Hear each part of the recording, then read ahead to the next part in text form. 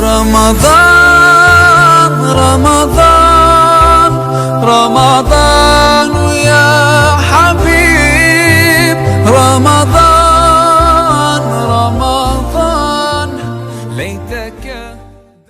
بسم الله الرحمن الرحيم. السلام عليكم ورحمة الله وبركاته. الحمد لله الكريم الرحمن علم القرآن خلق الإنسان علمه البيان. أشهد أن لا إله إلا الله وحده لا شريك له وأشهد أن محمدا عبده ورسوله. اللهم صل وسلم على محمد وعلى آل محمد. اللهم ارفعنا بالقرآن، اللهم انفعنا بالقرآن، اللهم علمنا القرآن.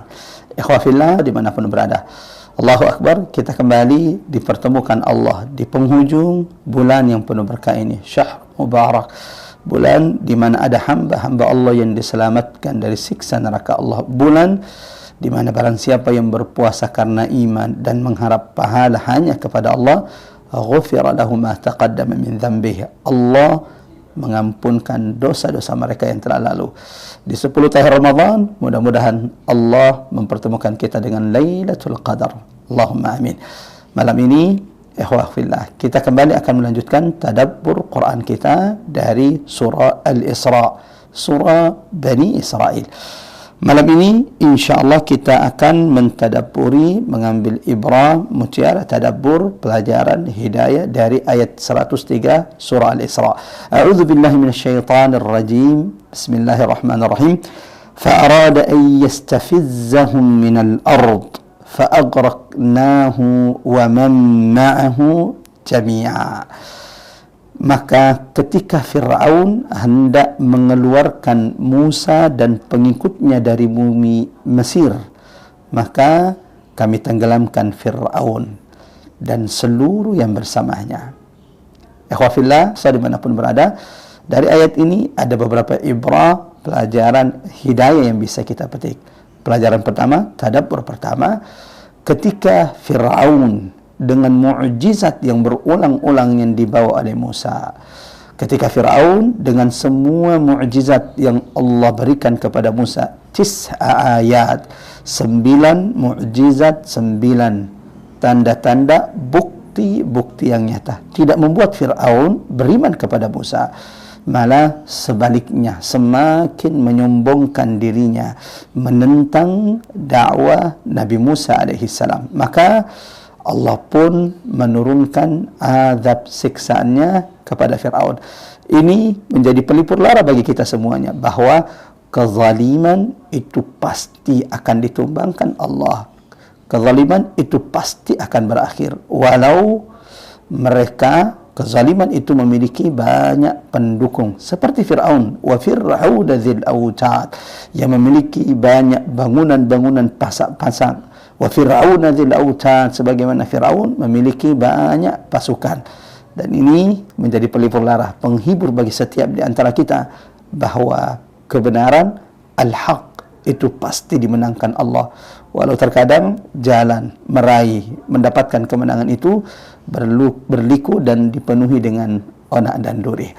Pelajaran kedua, tadabbur kedua, hidayah kedua dari ayat ini, ikhwah fillah yang dirahmati Allah Subhanahu wa taala, tanda akan hancurnya kezaliman adalah ketika mereka sudah sampai di puncak permusuhannya, kesombongannya, menentang kebenaran yang datang dari Allah. Ketika sebuah kezaliman sudah sampai di puncaknya, itu berarti kezaliman itu akan segera tumbang. Mari belajar dari Fir'aun.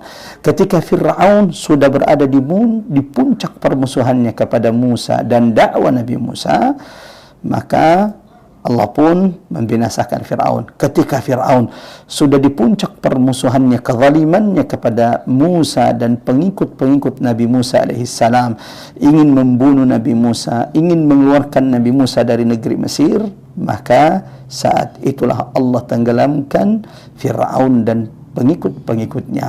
Sebagaimana, mari belajar dari kisah sirah baginda Rasulullah Al-Athirah, ketika orang-orang Quraisy di puncak permusuhan mereka kepada Rasulullah sallallahu alaihi wasallam, ketika mereka orang-orang Quraisy sudah berkumpul hendak membunuh Nabi Muhammad, ingin mengeluarkan Rasulullah sallallahu alaihi wasallam dari kota Makkah, yang diberkahi oleh Allah, maka tidak lama setelah itu Allah berikan hukuman kepada mereka ketika mereka dikalahkan di perang Badar, dan hanya berselang beberapa tahun dari situ kemudian Allah karuniakan an-nasr, idza jaa nasrullah, kepada baginda Rasulullah sallallahu alaihi wasallam. Pelajaran ketiga, ibrah ketiga, hidayah ketiga dari ayat ini, mereka yang dibinasakan Allah atas kezaliman. Tak hanya pemimpin-pemimpin yang zalim, tak hanya penguasa-penguasa yang zalim, tak hanya pembesar-pembesar, petinggi-petinggi kezaliman, akan tetapi wa man ma'ahu jami'a, mereka yang mendukung, mereka yang membersamai kezaliman, mereka yang ada di barisan kezaliman dan ridha terhadap kezaliman tersebut pun akan dibinasakan, dihancurkan oleh Allah sebagaimana Allah membinasakan seluruh pengikut-pengikut Fir'aun. Mudah-mudahan ikhwah fillah yang dirahmati Allah, Allah senantiasa menjauhkan kita dari kezaliman. Semoga Allah Subhanahu wa taala tidak menjadikan kita, melindungi kita agar kita tidak menjadi mereka yang condong mendukung, berada bersama barisan kezaliman.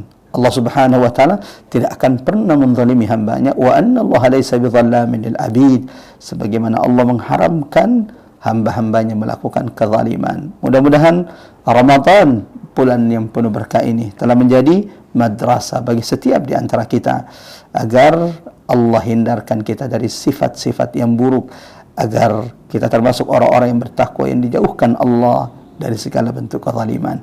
Wa sallallahu ala Muhammad wa ala ali Muhammad. Wassalamualaikum warahmatullahi wabarakatuh.